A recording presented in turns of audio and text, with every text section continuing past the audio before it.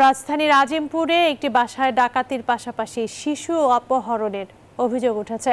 শুক্রবার সকালে Azimpur medical staff quarter এলাকায় এই ঘটনা ঘটে। বাড়ির কেয়ারটেকার জানান, ফারজানা আক্তার স্বরাষ্ট্র মন্ত্রণালয়ে চাকরি করেন। তিনি স্বামী ও সন্তান নিয়ে ওই কোয়ার্টারে থাকেন।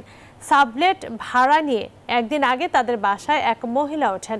পরে আজ সকালে আরও ৩ জন পুরুষ এসে ফারজানাকে হাত পা বেঁধে জিম্মি করে।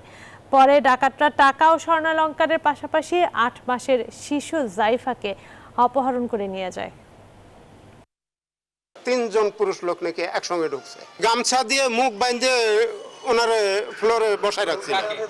ওই বাচ্চার মাকে বসায় রেখে তারপরে ওই আলমারির থেকে নাকি টাকা পয়সা নিছে, ওনার মোবাইল নিছে, নিয়ে তারপরে ওনারা ওনাকে ওই ঘরের ভিতরে আটকাই থুয়ে তারপরে উনি নাকি বের হয়ে গেছে।